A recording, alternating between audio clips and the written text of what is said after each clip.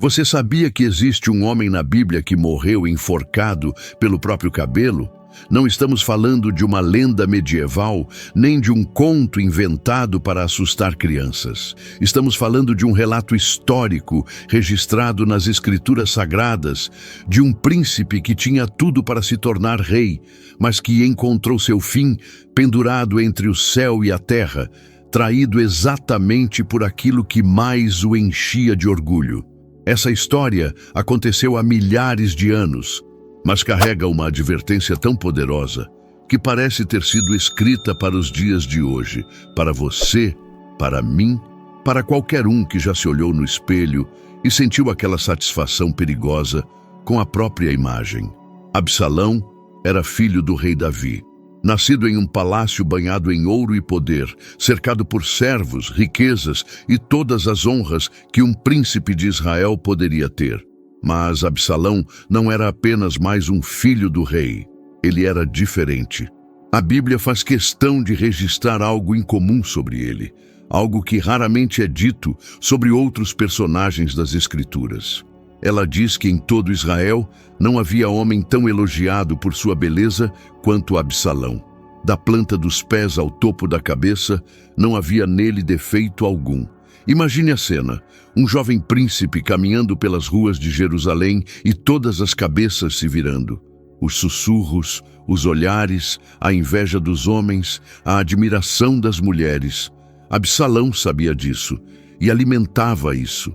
Mas de todas as características que faziam dele uma figura impressionante, havia uma que se destacava de forma quase sobrenatural: o cabelo de Absalão. As Escrituras revelam um detalhe impressionante e quase perturbador.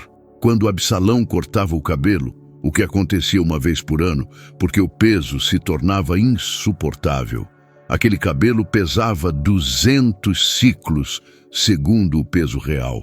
Para que você entenda o que isso significa, estamos falando de aproximadamente 2 quilos de cabelo. 2 quilos. Pense nisso por um instante. Tente imaginar o volume, a densidade, a presença visual de uma cabeleira assim. Era algo que chamava a atenção onde quer que ele estivesse. Era impossível ignorar Absalão. E talvez seja exatamente aí que a tragédia começou a ser tecida, fio por fio, trança por trança. Porque o orgulho, veja bem, não chega de uma hora para outra. Ele se instala devagar, como um hóspede que se acomoda na sala e aos poucos vai tomando conta da casa inteira. Absalão cresceu ouvindo elogios, cresceu sendo o centro das atenções, cresceu acreditando que merecia mais do que tinha, mesmo tendo quase tudo. E quando o coração de um homem começa a se encher de si mesmo, não sobra espaço para mais nada. Não sobra espaço para a humildade, não sobra espaço para a gratidão, não sobra espaço nem mesmo para Deus. Com o tempo, aquele príncipe belo e admirado começou a nutrir uma ambição sombria. Ele queria o trono, queria tomar o lugar do próprio pai. E não esperaria pela vontade divina, não esperaria pelo tempo certo, não se submeteria ao plano de Deus. Absalão começou a conspirar. Levantou-se contra Davi, seduziu o coração do povo de Israel com palavras doces e promessas vazias, montou um exército e declarou guerra ao próprio pai. A rebelião estava completa. O filho contra o pai, a beleza contra a sabedoria, o orgulho contra a humildade. Davi, o homem segundo o coração de Deus, o guerreiro que havia derrotado gigantes e leões, agora fugia do próprio filho. Imagine a dor naquele coração de pai. Imagine o peso da coroa, que agora parecia mais pesada do que nunca. Mas Davi deu ordens claras aos seus comandantes antes da batalha. Tratem o jovem Absalão com cuidado. Nem mesmo diante da traição, nem mesmo diante da guerra, o coração de um pai deixava de amar. Mas Absalão não sabia disso. Absalão só sabia cavalgar em direção ao que achava que seria a sua glória. E então veio o dia da batalha. Os 2 exércitos se encontraram na floresta de Efraim, um lugar denso, cheio de árvores antigas e retorcidas, onde a luz do sol mal conseguia atravessar a copa fechada. O conflito foi violento. Homens caíam de ambos os lados. O som das espadas, os gritos, o caos da guerra. E no meio de tudo isso, Absalão montado em sua mula, tentando escapar, tentando sobreviver, tentando ainda se agarrar ao sonho de ser rei. Mas o destino, ou melhor, a justiça divina, tinha outros planos. Enquanto Absalão galopava sob as árvores, aconteceu algo que nenhum roteirista de Hollywood ousaria inventar, porque pareceria irônico demais, simbólico demais. O cabelo de Absalão, aquele cabelo magnífico que pesava 2 quilos, aquele cabelo que era motivo de orgulho e admiração, ficou preso nos galhos de um grande carvalho. A mula continuou correndo, mas Absalão ficou pendurado entre o céu e a terra, suspenso pelo próprio cabelo, incapaz de se libertar, indefeso, completamente vulnerável. Aquilo que o exaltava agora o prendia. Aquilo que o fazia sentir superior agora o deixava à mercê da morte. Um soldado viu a cena e correu para avisar Joabe, o comandante do exército de Davi. E quando Joabe chegou ao local, ele não hesitou. Mesmo sabendo das ordens do rei, mesmo sabendo que Davi havia pedido que poupassem o jovem, Joabe tomou 3 dardos e os cravou no coração de Absalão. Ali, pendurado pela própria vaidade, o príncipe rebelde teve sua vida arrancada. Não houve discurso final, não houve redenção de última hora, não houve tempo para arrependimento. Absalão morreu como viveu, preso naquilo que mais amava em si mesmo. Quando Davi recebeu a notícia, ele não comemorou a vitória. Ele não agradeceu por ter sobrevivido. Ele chorou. Chorou como só um pai pode chorar. As Escrituras registram seu lamento. Meu filho Absalão, meu filho Absalão, quem me dera eu tivesse morrido em teu lugar. Aquele homem que havia conquistado reinos, que havia escrito salmos, que havia sido ungido rei, agora estava quebrantado pela perda de um filho que escolheu o caminho da rebeldia. Mas o que essa história antiga tem a nos dizer hoje, neste exato momento em que você está ouvindo essas palavras?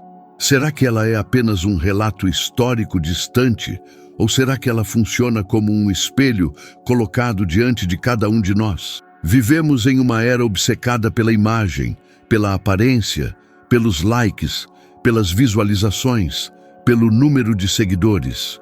Quantas pessoas hoje estão construindo suas vidas em torno daquilo que os outros veem, em vez daquilo que realmente são? Quantos estão cultivando um cabelo metafórico? Algo que chama a atenção, que gera elogios, que infla o ego, mas que em algum momento pode se tornar a própria armadilha? Absalão nos ensina que o orgulho é sedutor. Ele chega vestido de autoconfiança. Ele se apresenta como amor próprio. Ele sussurra que você merece mais, que você é especial, que você está acima dos outros. Mas o orgulho é um traidor. Ele constrói pedestais altíssimos para que a queda seja ainda mais devastadora.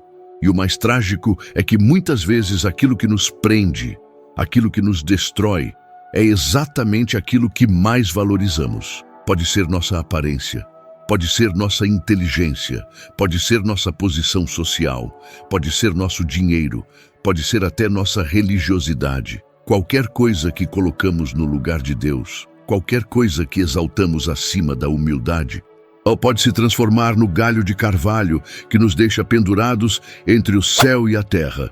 A história de Absalão não termina com uma lição fácil ou com um versículo decorado. Ela termina com uma pergunta que ecoa através dos séculos. O que você está cultivando em sua vida que pode se tornar sua própria ruína? Onde está o seu orgulho escondido, disfarçado de talento, de conquista, de merecimento? Porque a verdade inconveniente é que todos nós temos um pouco de Absalão dentro de nós. Todos nós já nos olhamos no espelho e gostamos um pouco demais do que vimos.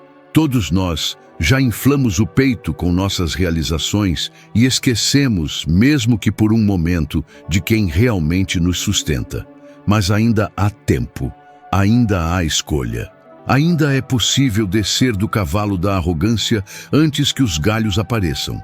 Ainda é possível reconhecer que nossa força vem de Deus, não de nós mesmos. Ainda é possível escolher a humildade em vez da exaltação, o serviço em vez da rebeldia, a submissão ao Pai em vez da busca desesperada por nosso próprio trono. A morte de Absalão não precisa ser apenas uma história trágica do passado. Ela pode ser um alerta que salva vidas hoje, que transforma corações hoje, que quebra orgulhos hoje, antes que seja tarde demais. Porque no fim das contas, o que realmente importa não é o quanto brilhamos aos olhos dos outros, mas se nosso coração permanece humilde diante daquele que nos criou, que nos ama e que espera pacientemente que escolhamos o caminho certo, mesmo quando o caminho do orgulho parece tão tentador, tão brilhante, tão sedutor quanto o cabelo de um príncipe condenado. E se essa história tocou algo dentro de você, se ela fez você enxergar algo que precisava ser visto, compartilhe este vídeo com alguém que também precisa ouvir esse alerta. Deixe aqui nos comentários qual foi a maior lição que Absalão te ensinou hoje. Porque quando compartilhamos essas reflexões, elas se multiplicam e alcançam corações que talvez estejam, neste exato momento, presos em seus próprios galhos de orgulho. Se inscreva no canal para mais histórias bíblicas que transformam vidas e que Deus te abençoe até o próximo vídeo.